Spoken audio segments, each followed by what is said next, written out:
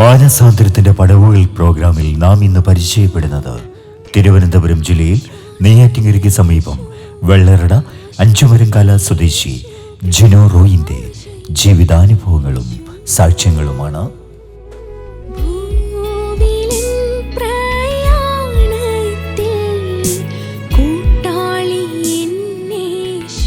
ജന്മകാലം തൊട്ട് അനുഭവിച്ചു തുടങ്ങിയ പ്രതികൂലങ്ങൾക്കും പ്രതിസന്ധികൾക്കും നടുവിൽ നിരന്തരമായ പ്രാർത്ഥനകളിലൂടെയും ക്രിസ്തുവിലുള്ള അമിതമായ വിശ്വാസത്തിലൂടെയും ക്രിസ്തുവിന്റെ സാക്ഷിയായി മാറിയ ജീവിതമാണ് ജിനോ റോയിൻ എന്ന സുവിശേഷകന്റേത്.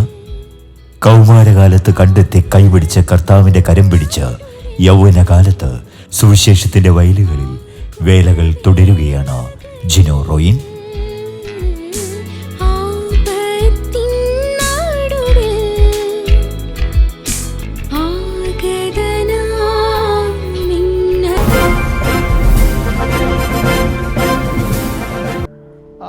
എൻ്റെ പേര് ജിനോ റോയിൻ എന്നാണ്. ഞാനിപ്പോൾ താമസിക്കുന്ന ട്രിവാൻഡ്രം ഡിസ്ട്രിക്റ്റിൽ നെയ്യാറ്റിൻകര താലൂക്കിൽ വെള്ളവടയ്ക്ക് സമീപം അഞ്ചുമരംകാല എന്ന് പറയുന്ന ഒരു കൊച്ചു വില്ലേജിൻ്റെ അകത്താണ് താമസിക്കുന്നത്.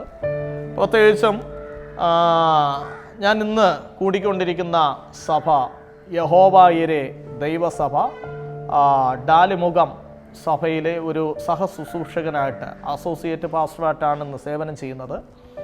എൻ്റെ കുടുംബവുമായുള്ള ബന്ധത്തിൽ എനിക്ക് പിതാവുണ്ട്, മാതാവ് മരിച്ചുപോയി.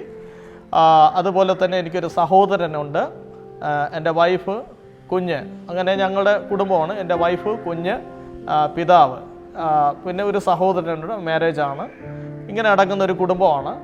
പ്രത്യേകിച്ചും ഏതാണ്ട് കർത്താവിൻ്റെ വേലയുമായുള്ള ബന്ധത്തിൽ 16 കൊല്ലമായിട്ട് ഞാൻ യേശുവിൻ്റെ വേല ചെയ്യുകയാണ്. ഞാൻ പ്രധാനമായിട്ട് ചെയ്തുകൊണ്ടിരിക്കുന്ന ശുശ്രൂഷ എന്ന് പറയുന്നത് ദൈവം എനിക്കൊരു പ്രത്യേകമായ ഒരു ദർശനം തമ്പുരാൻ എനിക്ക് തന്നിട്ടുണ്ട്.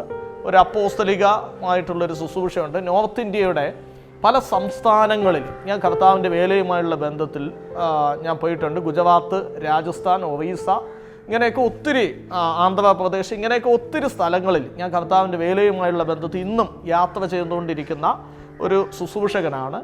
പിന്നെ അത് പോയിട്ട് തന്നെ കേരളത്തിൻ്റെ പല ജില്ലകളിലും അതുപോലെ പല സ്ഥലങ്ങളിലും പരസ്യയോഗം, ട്രാക്റ്റ് കൊടുക്കൽ, ഇങ്ങനെ ലഘുലേഖയുടെ ശുശ്രൂഷ, അതുപോലെ പരസ്യയോഗം, ഇങ്ങനെയൊക്കെ ഞാൻ ചെയ്തുകൊണ്ടിരിക്കുന്നു. കൺവെൻഷൻ, ഫാസ്റ്റിംഗ് പ്രയവനൊക്കെ ഞാൻ മെസ്സേജ് കൊടുത്തുകൊണ്ടിരിക്കുന്നു. ഒരു സഭയുടെ ഒരു അസോസിയേറ്റ് പാസ്റ്ററായിട്ടാണ് ഇന്ന് കർത്താവിൻ്റെ വേല ചെയ്യുന്നത്. 1991 സെപ്റ്റംബർ മാസം 1-ാം തീയതി ഞായറാഴ്ച വൈകിട്ട് 4 മണിക്ക് ഞാൻ ജനിക്കുന്ന സമയത്ത് കാരക്കോണം മെഡിക്കൽ കോളേജിലെ ഡോക്ടേഴ്സ് വിധി എഴുതി, ഒന്നുകിൽ മാതാവ് അല്ലെങ്കിൽ ഈ കുഞ്ഞ് ഈ ലോകം വിട്ട് മാറ്റപ്പെടും. ഇങ്ങനെ വളരെ ആ സമയത്ത് വളരെ ക്രിട്ടിക്കലായിട്ടുള്ള ഒരു ഡെലിവറി ആണ് ആ സമയത്ത് നടക്കുന്നത്. ഡോക്ടർ പറഞ്ഞ ഒരേ ഒരു വിഷയം ഇതാണ്, ഒന്നുകിൽ മാതാവ് അല്ലെങ്കിൽ കുഞ്ഞ് ഈ ലോകത്ത് ഇത് മാറ്റപ്പെടും. എന്നാൽ സർവശക്തനായ ദൈവം എൻ്റെ ജീവിതത്തിൽ വലിയൊരു അത്ഭുതം ചെയ്തു. മാതാവിനും കുഞ്ഞിനും ഒരു ദോഷവുമില്ലാതെ ദൈവം കാത്തു സൂക്ഷിച്ചു. അതിനർത്ഥമുണ്ട്, ഡോക്ടർമാർ പറഞ്ഞതിൻ്റെ പ്രധാന വിഷയം ഗർഭപാത്രത്തിൽ വെച്ച് ഞാൻ തിരിഞ്ഞാണ് ആ പൊസിഷനിൽ വന്നിരിക്കുന്ന തിരിഞ്ഞിട്ടുള്ള ഒരു മാറ്റമാണ്. എന്നാൽ ദൈവം വലിയൊരു അത്ഭുതം ചെയ്ത് അമ്മയ്ക്കോ കുഞ്ഞിനോ ഒരു ദോഷവും തട്ടാതെ വണ്ണം ദൈവം സൂക്ഷിച്ചു. ഈ കുഞ്ഞിനെ അമ്മേനെയും ജീവനോടെ കിട്ടത്തില്ലെന്ന് ഡോക്ടർ വിധി എഴുതി. എന്നാൽ കർത്താവ് ഞങ്ങളുടെ ജീവിതത്തിൽ വലിയൊരു അത്ഭുതം ചെയ്ത് മാതാവിനോ കുഞ്ഞിനോ ഒരു ദോഷവും തട്ടാതെ വണ്ണം ദൈവം സൂക്ഷിച്ചു. അതിനുശേഷം എൻ്റെ ജീവിതം പറയുകയാണെങ്കിൽ ഞാൻ ജനിച്ചു വളർന്നതൊക്കെ ഒരു നാമധേയ ക്രൈസ്തവ കുടുംബത്തിലാണ്. പക്ഷേ എന്നാൽ എൻ്റെ ജനനവുമായുള്ള ബന്ധത്തിൽ ഞാൻ ഏതാണ്ട് ചില നാളുകൾ കഴിഞ്ഞ് വരുന്ന സമയത്ത് പള്ളിപരമായിട്ടുള്ള എല്ലാ കാര്യങ്ങൾക്കും ആക്റ്റീവായിട്ട് നിൽക്കുകയും പ്രത്യേകിച്ചും യൂത്ത്, കൊയർ, അതുപോലെ തന്നെ സൺഡേ സ്കൂള്, യുവജന സംഘടനാപരമായിട്ടുള്ള കാര്യങ്ങൾക്കൊക്കെയും ഞാൻ മുന്നിൽ നിന്ന് അങ്ങനെ മുന്നോട്ട് വരികയും വ്യക്തിപരമായിട്ട് എനിക്ക് യേശുവുമായിട്ടൊരു ബന്ധം എനിക്കില്ല. പള്ളിപരമായിട്ടുള്ളൊരു ബന്ധം മാത്രമേ എൻ്റെ ജീവിതത്തിലുള്ളൂ. എന്നാൽ അങ്ങനെ മുന്നോട്ട് വരുന്ന സമയത്ത് എൻ്റെ ശരീരത്തിൽ ഞാൻ പോലും അറിയാതെ ഒരു പൈശാചികമായിട്ടുള്ളൊരു പോരാട്ടം എൻ്റെ ശരീരത്തിൽ അനുഭവപ്പെടുകയുണ്ടായി. രാത്രി സമയങ്ങളിൽ പോലും ഉറക്കം ഇല്ലാതെ ശിരസ് മുതൽ പാദം വരെ ശരീരം മൊത്തവും നുവങ്ങുന്ന വേദനയാൽ ഞാൻ ഭാരപ്പെടുകയാണ്.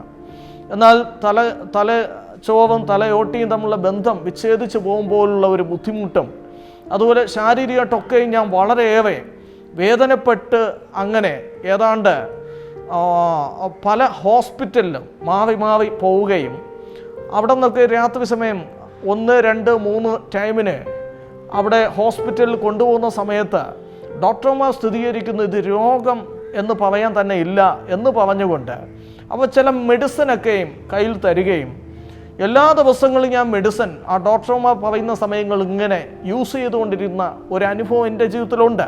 നീണ്ട 9 വർഷം ഇങ്ങനെ മെഡിസിൻ ഇങ്ങനെ എടുത്തെടുത്ത് മുന്നോട്ട് പോവുകയും ഏതാണ്ട് 9 വർഷം ഞാൻ കിടരോഗിയായിട്ട് കിടക്കുന്ന ഒരു അനുഭവമാണ്.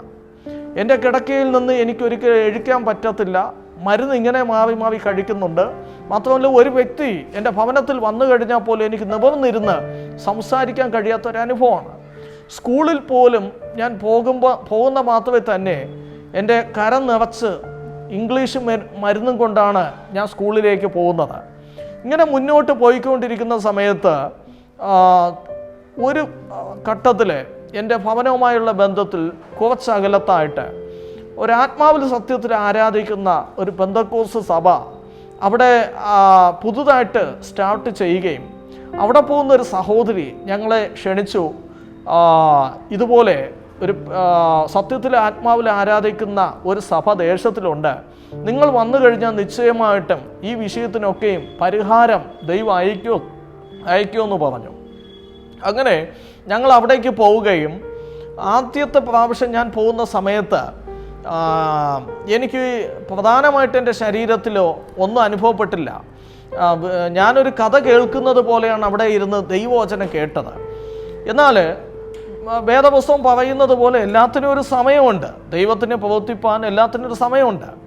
ഞാൻ അവിടെ രണ്ടാമത്തെ പ്രാവശ്യം ഞങ്ങളെ ക്ഷണിച്ച സഹോദരി വീണ്ടും ഞങ്ങളുടെ ഭവനത്തിൽ ഒന്ന് ക്ഷണിച്ചു, നിങ്ങൾ കുടുംബമായിട്ട് കടന്നു വരണം. അങ്ങനെ രണ്ടാമത്തെ പ്രാവശ്യം ഞാൻ പോയി അവിടെ ജസ്റ്റ് ഒന്ന് ഇരുന്ന് ഏതാണ്ട് ആ ശുശ്രൂഷയുടെ പകുതിയാവുന്ന സമയത്ത് ദൈവത്തിൻ്റെ പരിശുദ്ധാത്മാവ് അവിടെ നിന്ന് ശുശ്രൂഷിച്ചുകൊണ്ടിരുന്ന ആ ദൈവദാസൻ്റെ കരം എൻ്റെ നേർക്ക് തിരിച്ചുകൊണ്ട് എൻ്റെ ജീവിതത്തിൽ കടന്നുപോയ പാതകളെ പ്രവചന ശബ്ദമായിട്ട് അവിടെ പറയുന്ന മാത്രയിൽ ഞാൻ അവിടെ വെച്ച് എന്നെ തന്നെ സമർപ്പിച്ച് ഞാൻ രക്ഷിക്കപ്പെടുകയാണ് ചെയ്തത്.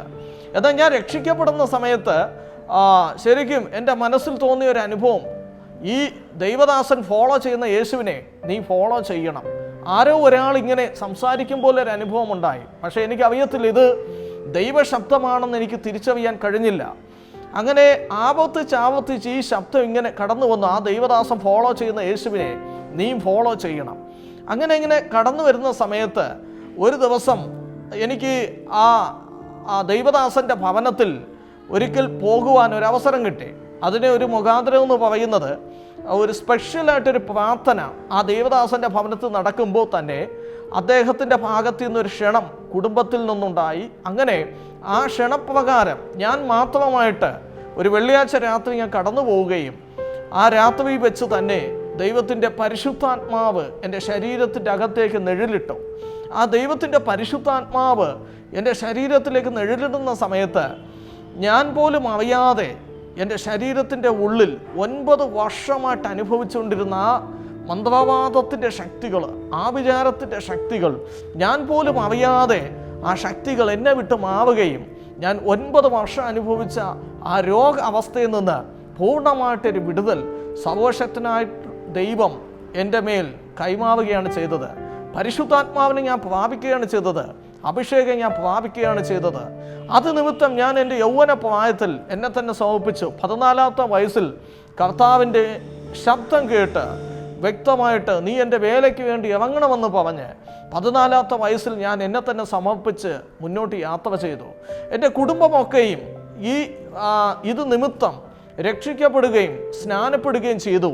യേശുവിനോട് കൂടുതലായിട്ട് ആഴമായി അടുക്കുവാൻ നമുക്കൊരു അവസരം ദൈവം തരികയുണ്ടായി.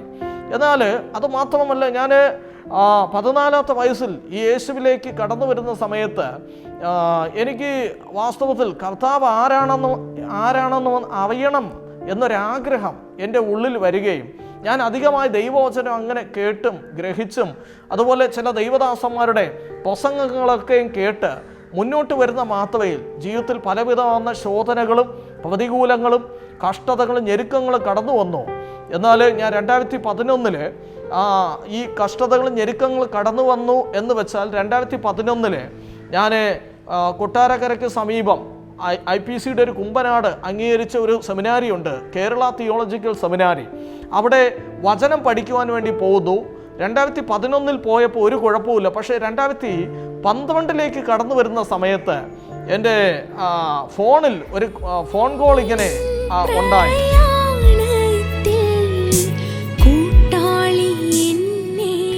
നേരിടേണ്ടി വന്ന ദുരനുഭവങ്ങൾക്കും കഠിനമായ ജീവിത പ്രതിസന്ധികൾക്കും നടുവിലും കൊട്ടാരക്കര കേരള തിയോളജിക്കൽ സെമിനാരിയിൽ നിന്നും ദൈവവചന പഠനം പൂർത്തീകരിച്ച് ഇന്ന് ഇന്ത്യയുടെ വിവിധ സംസ്ഥാനങ്ങളിൽ മിഷണറിയായും കേരളത്തിന്റെ 14 ജില്ലകളിലായി വിവിധങ്ങളായ ലഹരി വിരുദ്ധ സുവിശേഷ പ്രവർത്തനങ്ങളിൽ പങ്കാളിയായും സഞ്ചാര സുവിശേഷകനായും ക്രിസ്തുവിന്റെ സാക്ഷിയായും ജീവിതം തുടരുകയാണ് ജിനോ റോയിൻ. ആ ഫോൺ കോൾ വിളിക്കുന്ന എൻ്റെ ഒരു കുടുംബത്തിൽപ്പെട്ട ഒരു ചേട്ടനാണ്. നീ എത്രയും വേഗം തന്നെ നാട്ടിലേക്ക് മടങ്ങി വരണം, നിൻ്റെ മാതാവിന് നല്ല സുഖമില്ലാതെ ഭാരപ്പെടുകയാണ്. അപ്പം ഞാൻ ഫോൺ വഴി ചോദിച്ചു, എൻ്റെ മാതാവിന് എന്താണ് അസ്വസ്ഥത? ആമേൻ സ്തോത്രം. ഇത് ചോദിച്ചിട്ട് പോലും എൻ്റെ ചേട്ടൻ മറ്റൊന്നും പറഞ്ഞില്ല. നീ വേഗം തന്നെ ഹോസ്പിറ്റലിൽ കടന്നു വരണം. കാരക്കോണം മെഡിക്കൽ കോളേജിലേക്ക് ഞാൻ കടന്നു വരികയും അവിടെ വെച്ച് ഞാൻ മാതാവിനെ വീക്ഷിക്കുന്ന സമയത്ത് ഡോക്ടർമാർ പറഞ്ഞ ഒരേ ഒരു വിഷയം ഇതാണ്, BP ഷുഗർ ഹൈ ആണ്, അതുകൊണ്ട് കാല് മുറിച്ച് മാറ്റണം. 5 ലക്ഷം രൂപ അവിടെ വെച്ച് ആവശ്യപ്പെടുകയാണ്. ആ സമയത്തൊന്നും ഇന്നത്തെ കാലത്തുള്ള ചികിത്സാ കാർഡൊന്നും അത്ര അനുവദനീയമല്ല. എന്നാൽ 5 ലക്ഷം രൂപ ആവശ്യപ്പെട്ടു. ഞങ്ങൾക്ക് എന്ത് ചെയ്യണമെന്ന് അറിയത്തില്ല. BP ഷുഗർ ഹൈ ആയിട്ട് നിൽക്കുകയാണ്. മെഡിസിൻ പലതും എടുത്തു, ഇൻസുലിൻ എത്ര എടുത്തിട്ടും അത് കുറയുന്നില്ല. അങ്ങനെ ഹൈ ആയിട്ട് നിൽക്കുന്ന മാത്രയിൽ എൻ്റെ വിദേശത്തിരിക്കുന്ന പിതാവുമായിട്ട് ഞാൻ ഫോൺ വഴി ബന്ധപ്പെട്ട് ഇങ്ങനെ ഹോസ്പിറ്റലിലെ ഡോക്ടേഴ്സ് പറയുന്നു, കാല് മുറിച്ച് മാറ്റണമെങ്കിൽ 5 ലക്ഷം രൂപ ആവശ്യമുണ്ട്. ഇതിങ്ങനെ ആവശ്യപ്പെടുന്ന സമയത്ത് എൻ്റെ പിതാവ് വിദേശത്ത് ഇരുന്നു കൊണ്ട് ഫോൺ ചെയ്ത് ഇപ്രകാരം സംസാരിച്ചു, നീ ഒരു കാര്യം ചെയ്യ്, ഈ മുറിച്ച് മാറ്റാത്ത രീതിയിൽ എന്തെങ്കിലും ട്രീറ്റ്മെൻറ്റ് അവിടെ ഉണ്ടോ, ഇല്ലെങ്കിൽ ട്രിവാൻഡ്രം മെഡിക്കൽ കോളേജിലേക്ക് കടന്നു പോകാൻ ആവശ്യപ്പെട്ടു. അങ്ങനെ ട്രിവാൻഡ്രം ഇവിടെ പറയുന്നത് പോലെ തന്നെ ട്രിവാൻഡ്രം മെഡിക്കൽ കോളേജിൽ കൊണ്ടുപോയ സമയത്ത് അവിടെയും ഇത് തന്നെയാണ് പറയുന്നത്, BP ഷുഗർ ഹൈ ആയിട്ട് നിൽക്കുന്നു, കാല് മുറിച്ച് മാറ്റിയേ പറ്റൂ എന്ന് അവരും ആവശ്യപ്പെടുകയാണ്. എന്നാൽ അവിടെ വെച്ച് ആമേൻ സ്തോത്രം മുറിച്ച് മാറ്റാൻ വേണ്ടിയിട്ടുള്ള എല്ലാ ക്രമീകരണം കടന്നു വന്നു. ആ ഡോക്ടർമാർ ഒരു ബുക്കിൽ എഴുതി വെച്ചത് ഇപ്രകാരമാണ്, ഒന്നുകിൽ ഇത് പ്രത്യേകിച്ച് സർജറിപരമായിട്ടുള്ളൊരു വിഷയമാണ്, ഒന്നുകിൽ ഈ ഓപ്പറേഷൻ സമയത്ത് ആളിന് മരണം സംഭവിക്കാം, അല്ലെങ്കിൽ കാല് മുറിച്ച് മാറ്റപ്പെടും, ഇതിൽ എന്ത് വന്നാലും ശരി തന്നെ അത് ഹോസ്പിറ്റലിനെ ബാധിക്കല്ലേ എന്ന് പറഞ്ഞുകൊണ്ട് സൈൻ ഇടാൻ പറഞ്ഞു. അങ്ങനെ സൈൻ ഇട്ടു. അങ്ങനെ അവിടെ വെച്ച് തന്നെ സർജറി ചെയ്യുകയുണ്ടായി. എന്നാൽ ഒരു ഭാഗത്ത് ഞങ്ങൾക്കൊരു ചെറിയൊരു പരാജയം സംഭവിച്ചു. ഇല്ലെന്നല്ല, എൻ്റെ മാതാവിൻ്റെ ജീവനെ മടക്കി കിട്ടി. എന്നാൽ കാല് മുറിച്ച് മാറ്റപ്പെടുന്ന ഒരു അനുഭവമാണ് അവിടെ സംഭവിച്ചത്. എന്നാൽ ഇങ്ങനെ ഒരു അനുഭവം കടന്നു വന്നു. ഏതാണ്ട് 1.25 വർഷം BP ഷുഗറിന് മരുന്നെടുത്ത് എൻ്റെ ഭവനത്തിൻ്റെ ഉള്ളിലാണ് എൻ്റെ മാതാവിനെ എൻ്റെ പിതാവും വിദേശത്തു നിന്ന് പിതാവ് പരാജയപ്പെട്ട് മടങ്ങി വരികയും സെമിനാരിയിൽ നിന്ന് വളരെ വേദനയോടെ ഞാൻ തിരിച്ച് നാട്ടിലേക്ക് കടന്നു വരികയും 1.25 വർഷം ഏതാണ്ട് 1.5 വർഷത്തോളം ഞാനും പിതാവ് മാറി എൻ്റെ മാതാവിനെ ശുശ്രൂഷിച്ചു. ഇങ്ങനെ മുന്നോട്ട് കടന്നു പോകുന്ന മാത്രമേ തന്നെ ഞങ്ങളുടെ കരത്തിലുള്ള സാമ്പത്തികം മൊത്തം ഇടിയുവാൻ തുടങ്ങി. ഒരു വല്ലാത്തൊരു പ്രതിസന്ധിയുടെ നടുവിൽ കടന്ന് ഇങ്ങനെ മുന്നോട്ട് പോയിക്കൊണ്ടിരിക്കുകയാണ്. അപ്പോൾ ഇങ്ങനെ മുന്നോട്ട് പോയിക്കൊണ്ടിരിക്കുമ്പോൾ തന്നെ ഞങ്ങളുടെ സ്വന്തക്കാരോ ഞങ്ങളുടെ രക്തബന്ധുക്കളോ പല വ്യക്തികൾ ഞങ്ങളെ എന്താ പറയുക, കയ്യിൽ സാമ്പത്തികം ഉള്ളപ്പോൾ എല്ലാവരും ഉണ്ട്, പക്ഷെ സാമ്പത്തികം ഇടിഞ്ഞു പോയാൽ ആരെങ്കിലും ഉണ്ടോ? ആരും തന്നെ ഇല്ല. എല്ലാവരും അകന്നകന്ന് മാറാൻ തുടങ്ങി. അപ്പോൾ നമ്മൾ വേദപുസ്തകം പഠിക്കുമ്പോൾ തന്നെ ഇയ്യോബിൻ്റെ ജീവിതത്തിൽ ഒരു കഷ്ടത കടന്നു വന്നു. പക്ഷെ സഹോദരങ്ങളെല്ലാം ഉപേക്ഷിച്ചു. സ്വന്തം ഭാര്യ തന്നെ ഇയ്യോബിനെതിരെ തിരിഞ്ഞു. എന്നാൽ അവിടെയൊക്കെയും ഇയ്യോബിനെ കഷ്ടതയിൽ ചേർത്ത് പിടിച്ച ഒരു യേശുവുണ്ട്, നല്ലവനായ ദൈവം. ഇങ്ങനെ ഒരു കഷ്ടത കടന്നു വന്നപ്പോൾ ദൈവം ഞങ്ങളെ ചേർത്ത് പിടിച്ചു. എന്നാൽ മുന്നോട്ട് പോകുന്ന യാത്രയിൽ തന്നെ ഈ BP-ക്ക് ഷുഗറിനും മരുന്നിങ്ങനെ എടുത്ത് ശരീരം വല്ലാതെ വീർക്കുവാൻ തുടങ്ങി. ഒരു സംശയം തോന്നി. ഞങ്ങൾ നാട്ടിലെ ഒരു ഹോസ്പിറ്റലുമായിട്ടുള്ള ബന്ധത്തിൽ ഞങ്ങൾ അവിടേക്ക് കൊണ്ടുപോകുന്ന മാത്രയിൽ അവിടെ വെച്ച് പ്രത്യേകിച്ചും എക്സ്റേയും അതിൻ്റേതായിട്ടുള്ള സ്കാനിങ് കാര്യം എല്ലാം എടുക്കുമ്പോൾ തന്നെ കിഡ്നി 2 ഫെയിലറിലേക്ക് കടന്നു വന്നിരിക്കുകയാണ്. എന്നാൽ ഇങ്ങനെ ഒരു അവസ്ഥ, ഈ കിഡ്നി 2 ഫെയിലറായ സമയത്ത് നേരെ വീണ്ടും മെഡിക്കൽ കോളേജിൽ തന്നെ ഞങ്ങൾ കൊണ്ടുപോയി. അവിടെ കൊണ്ടുപോയി. എന്നാൽ ഇത് 2014 ജൂൺ മാസം 23-ാം തീയതി നടക്കുന്ന സംഭവം. ഹോസ്പിറ്റൽ കൊണ്ടുപോയ സമയത്ത് എൻ്റെ പ്രിയപ്പെട്ട മമ്മിയുടെ പ്രത്യേകിച്ചും സഹോദരങ്ങൾ ഇപ്രകാരം പറഞ്ഞു, എന്തെങ്കിലും ആവശ്യമുണ്ടെങ്കിൽ മാത്രം നീ ഹോസ്പിറ്റലിലേക്ക് കടന്നു വന്നാൽ മതി, ഇവിടെ ഞങ്ങളെല്ലാവരും ഉണ്ട്. അങ്ങനെ ഞാൻ തിരിച്ച് നേരെ ഭവനത്തിലേക്ക് മടങ്ങി വരികയും ഞാൻ 2014 ജൂൺ മാസം 23-ാം തീയതി ഭവനത്തിലേക്ക് വന്ന് അങ്ങനെ ഇരിക്കുന്ന സമയത്ത് പെട്ടെന്ന് എൻ്റെ ശരീരം മൊത്തവും ഒരു വല്ലാത്തൊരു ക്ഷീണം പോലെ വരുന്ന ഒരു അനുഭവം ഉണ്ടായി. സാധാരണ ഇങ്ങനെ ഒരു അനുഭവം ഉണ്ടായിട്ടില്ല. ഏതാണ്ട് പകൽ സമയം ഒരു 12 മണിക്കാണ് ഇങ്ങനെ ഒരു അനുഭവം വരുന്നത്. ഞാൻ ടക്കനെ തന്നെ അവിടെ വെച്ച് മയങ്ങി ബെഡിൽ അങ്ങനെ വീഴുന്ന ഒരു അനുഭവം ഞാൻ എൻ്റെ ലൈഫിൽ കടന്നു വരുന്നത്. അപ്പോൾ ഇങ്ങനെ മയങ്ങി വീഴുന്ന സമയത്ത് എനിക്ക് എന്ത് പറ്റുമെന്ന് അറിയത്തില്ല. പക്ഷെ ഞാനൊരു ദർശനം ആ സമയത്ത് കാണുകയാണ്. വെള്ളവസ്ത്രം ധരിച്ച ഒരു ദൈവദാസനും ദൈവദാസിയും എൻ്റെ ഭവനത്തിൻ്റെ അരികിൽ വന്നിട്ട് ആ ഭവനത്തിൻ്റെ കഥയിൽ ഇങ്ങനെ മുട്ടുന്ന ഒരു അനുഭവമാണ്. അപ്പോൾ മുട്ടിയിട്ട് ചോദിച്ചു, ഇത് ജിനോ റോയിയുടെ വീടാണോ? ഞങ്ങൾ ദൈവം പറഞ്ഞിട്ട് വന്ന വ്യക്തികളാണ്. അപ്പോൾ ഞാൻ ദർശനത്തിൽ കണ്ടത് സാധാരണ ഒരു വെള്ള വസ്ത്രം ധരിച്ച ഒരു ദൈവദാസി, ഒരു പാവപ്പെട്ട ഭവനത്തിലെ ദൈവദാസി ഇങ്ങനെ ഒരു കാഴ്ചയാണ് ഞാൻ കാണുന്നത്.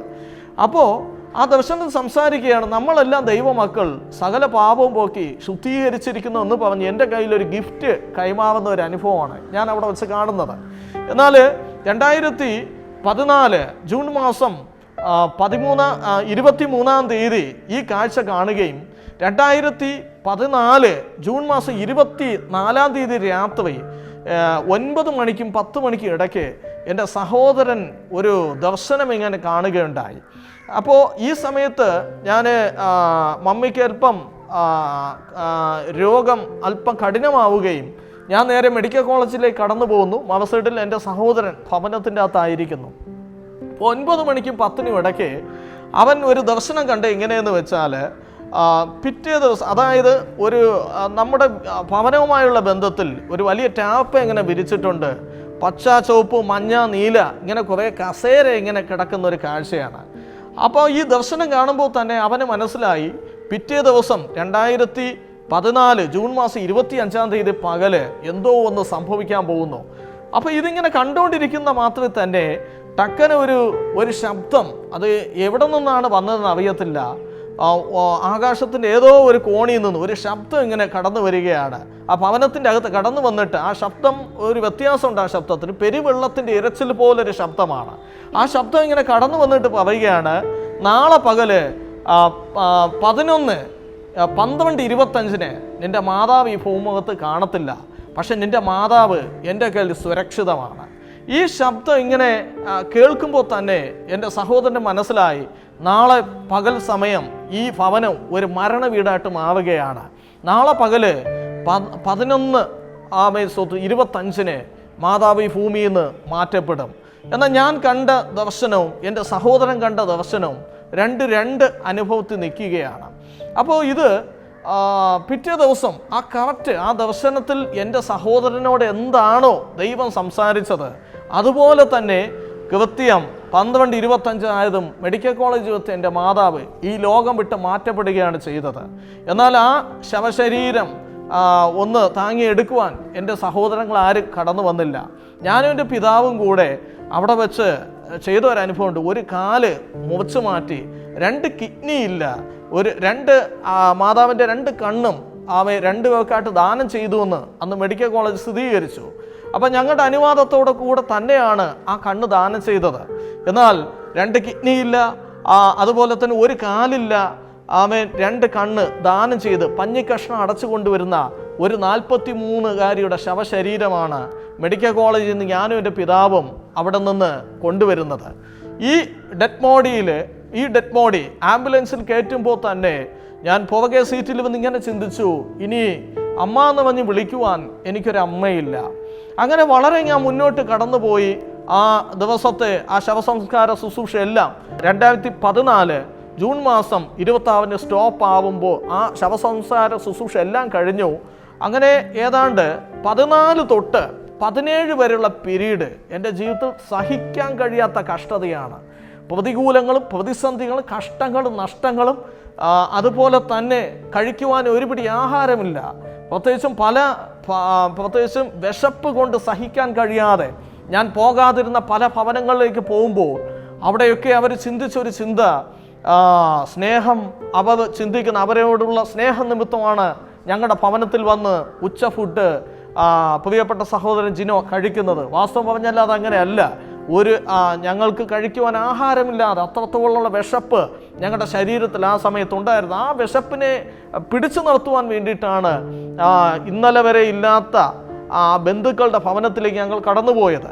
എന്നാൽ ക്ഷണിക്കപ്പെടാത്ത ഒരുപാട് വിവാഹങ്ങളിൽ ഞങ്ങൾ ആ സമയത്ത് പ്രത്യേകിച്ചും ഈ ഉച്ച സമയത്തുള്ള ആഹാരം ഇല്ലാത്ത വിഷയത്തിലും, അതുപോലെ ഈവനിങ് സമയത്ത് ആഹാരം ഇല്ലാത്ത വിഷയത്തിലും ഞാൻ ക്ഷണിക്കപ്പെടാത്ത ഒരുപാട് വിവാഹങ്ങളിൽ ഞാൻ കടന്നുപോയി. ഭക്ഷിച്ച അനുഭവമുണ്ട്.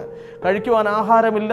ഇങ്ങനെയൊക്കെ വളരെയേറെ കഷ്ടതയുടെയും പ്രതികൂലത്തിൻ്റെ ശോധനയിൽ കൂടെ നടുവിൽ മുന്നോട്ട് പോയിക്കൊണ്ടിരിക്കുന്ന സമയത്ത് 2018, കാരണം എല്ലാത്തിനും ഒരു സമയമുണ്ട്. വചനം പറയുന്നത് സത്യമാണ്. ഒരു മനുഷ്യന് ദുഃഖിക്കാനൊരു സമയമുണ്ടെങ്കിൽ സന്തോഷിക്കാനൊരു സമയമുണ്ട്. ഇങ്ങനെ മുന്നോട്ട് പോയിക്കൊണ്ടിരിക്കുമ്പോൾ തന്നെ 2018 എൻ്റെ ജീവിതത്തിൻ്റെ അകത്ത് ചില അനുഗ്രഹങ്ങളെ ദൈവം തരികയുണ്ടായി. അതുമായിട്ടുള്ള ബന്ധത്തിൽ ഞാൻ പറയാൻ ആഗ്രഹിക്കുന്നു. 2018 കർത്താവ് ചില ശുശ്രൂഷയുടെ വാതിലുകൾ എൻ്റെ ലൈഫിൽ തുറന്നു തന്നു. ഞാൻ അനേകം സ്ഥലങ്ങളിൽ കർത്താവിൻ്റെ വേലയ്ക്കായിട്ട് കടന്നു പോവുകയും മുന്നോട്ട് പോയിക്കൊണ്ടിരിക്കുമ്പോൾ തന്നെ 2019 ആ പീരീഡ് ആവുമ്പോൾ തന്നെ കർത്താവ് എൻ്റെ ലൈഫിൽ ഒരു വലിയൊരു അത്ഭുതം ചെയ്തു. എൻ്റെ ജീവിതത്തിൽ ഒരു നല്ലൊരു മകളെ ഭാര്യയായിട്ട് എനിക്ക് തരികയുണ്ടായി. 2019 എൻ്റെ വിവാഹം നടക്കുകയുണ്ടായി. അങ്ങനെ ഞങ്ങളുടെ ജീവിതത്തിൽ അന്ന് തൊട്ടിട്ടുള്ള ഞങ്ങളുടെ ജീവിതം പരിശോധിക്കുകയാണെങ്കിൽ 2014 പീരീഡ് ഞാൻ അനുഭവിച്ച കഷ്ടതകൾ, കണ്ണുനീരുകൾ, വേദനകളൊക്കെയും പിന്നത്തേൽ എൻ്റെ ലൈഫിൽ ഒരു അനുഗ്രഹമായിട്ടാണ് മാറുകയാണ് ചെയ്യുന്നത്. ഞാൻ വിളിച്ചു പറയട്ടെ സഹോദരങ്ങളെ, ആ വിവാഹം കഴിഞ്ഞു. ഇന്ന് എനിക്ക് ഒരു 5 വയസ്സുള്ള ഒരു തലമുറയെ ദൈവം ദാനമായിട്ട് തന്നു. എൻ്റെ ജീവിതം ഇപ്പോൾ പഠിച്ചു വരികയാണെങ്കിൽ എനിക്ക് ആഹാരത്തിന് ഒരു ക്ഷാമവുമില്ല. അതുപോലെ അനുഗ്രഹിക്കപ്പെട്ട ഒരു കുടുംബത്തെ ദൈവം തന്നു. എൻ്റെ ജീവിതത്തിലെ ശൂന്യതകളെല്ലാം ദൈവം പരിഹരിച്ചു. ഇന്ന് ഞാൻ വളരെയേറെ സന്തോഷത്തോടെ കർത്താവിൻ്റെ വേല ചെയ്യുന്നു. എന്നെ കണ്ടുകൊണ്ടിരിക്കുന്ന പ്രിയപ്പെട്ടവരോട് ഞാൻ പറയുന്ന ഒരേ ഒരു സന്ദേശം ഇതാണ്: ജീവിതത്തിൽ കഷ്ടത വരുമ്പോൾ നീ യേശുവിനെ തള്ളിയിട്ട് പോവരുത്. ജീവിതത്തിലൊരു ഞെരുക്കം വരുമ്പോഴോ കണ്ണുനീര് വരുമ്പോഴോ ഈ യേശുവിനെ വിട്ട് നീ മാറാതെ ഈ ദൈവവചനത്തിൻ്റെ സത്യത്തിന് വേണ്ടി നീ ഉറച്ചു നിന്ന് കർത്താവിന് വേണ്ടി നിൽക്കാമെങ്കിൽ നിന്റെ ലൈഫിൻ്റെ അകത്തും കർത്താവ് വലിയ അത്ഭുതങ്ങൾ ചെയ്യും. കഷ്ടതയുടെ നടുവിൽ ജീവിപ്പിക്കുന്നൊരു ദൈവമുണ്ട്. അവൻ്റെ പേരത്തവൻ നസറനായ യേശു എന്ന് പറയുന്നത്. ഈ വീഡിയോയിൽ കൂടെ കാണുന്ന എല്ലാവർക്കും ഈ സാക്ഷ്യം അനുഗ്രഹമായി തീരട്ടെ എന്ന് ഞാൻ പ്രത്യാശിച്ചു കൊള്ളുന്നു. ദൈവം എല്ലാവരെയും അനുഗ്രഹിക്കട്ടെ.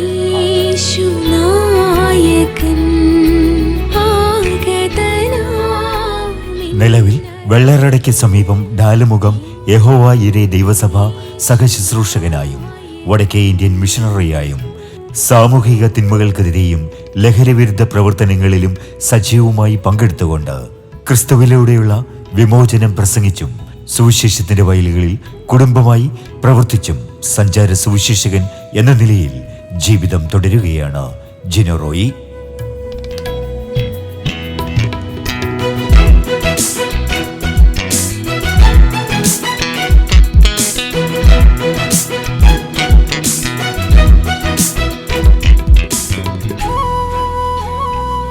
യൗവനകാലത്ത് നിന്റെ സൃഷ്ടാവിനെ ഓർത്തുകൊള്ളുക എന്ന ദൈവവചനം അനുസ്മരിപ്പിച്ചുകൊണ്ട് കൗമാരകാലത്ത് കണ്ടെത്തിയ കർത്താവിന്റെ കരം പിടിച്ച് സുവിശേഷത്തിന്റെ വയലുകളിൽ ക്രിസ്തുവിന്റെ സാക്ഷിയായി ജീവിതം തുടരുന്ന ജെനോറോയിന്റെ ജീവിതം അനേകർക്ക് മാതൃകയാണ്.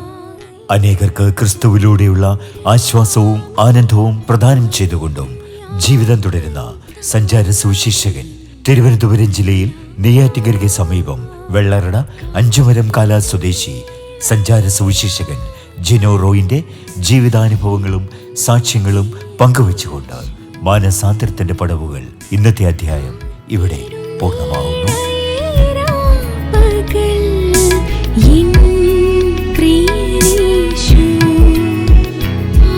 ആശ്വാസമീശു ആശ്രയ